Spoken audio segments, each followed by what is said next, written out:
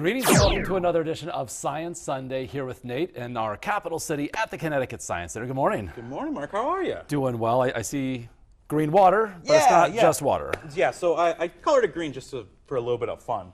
But the main thing is that we are going to make almost like a lava lamp or a snow globe using some everyday home materials. So this is something folks at home could do? Yes. Okay. Yes. So I've got some baking soda that I'm adding in there, and we're going to stir it up. And then I'm going to add, this is almost like a fun kitchen recipe, then I'm going to add popcorn, corn kernels. They sink to the bottom of our water and baking soda solution because they're, not very buoyant in water. And then I have vinegar here. And we know that when we mix baking soda and vinegar together, you get carbon dioxide gases, that bubbling that you always see. And let's see what happens to the bubbles of our solution. And we just added green food coloring for effect. Yes. Okay.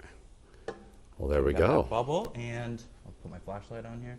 Those bubbles are grabbing onto those pieces of corn, and they make it so it's more buoyant, and it floats to the top. When it gets to the top, those bubbles pop and continue onto the atmosphere, and the corn falls back down. But then more bubbles grab onto that next piece of corn, and it goes over and over and over again. And I've actually done this at home, and it's lasted for like an hour. So this is something you could set on the counter and maybe even do an experiment. How much baking soda makes it go much longer, or trying a bunch of different ways to get the longest popcorn lava lamp. So after reaching the top, they lose the carbonation? Yep, And then the bubbles pop just like they do on soda, right? And then it gets less buoyant and falls back down. Okay. Yeah, and this is something if you want to try with something that comes preloaded with carbon dioxide, seltzer.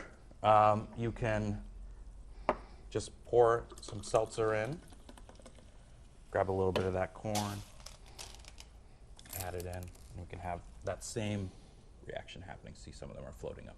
Good stuff. But this you can tweak kind of how much of the reaction happens. So primarily water, baking soda. Yeah, for this much I put in, I don't know, three scoops or whatever. Yeah. And then the vinegar. And then the vinegar, yeah. Okay, good And you stuff. can test different ratios. All right. So it's Groundhog Day today. Yeah. That's exciting. It is. But we're not talking about Groundhog Day on Tuesday because we have Toddler Tuesday coming up here at the Connecticut Science Center. Toddler Tuesday, it's one of my favorite days that we do here. We did a couple of them last year. We're bringing them back for 2025, where we just close down the museum for everyone who's over the age of 6. So little ones get the chance to run around without getting tripped over by older kids. We have activities specifically for toddlers, and it's a whole ton of fun that we do like once a month on Tuesdays. Great. And if you buy your tickets in advance, you can save a little money. Yeah.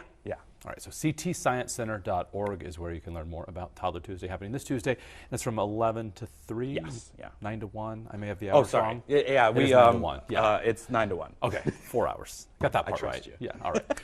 ctsciencecenter.org, you can check it all out. All right, Nate, thank you so much. And of course, we'll see you for another edition of Science Sunday next weekend.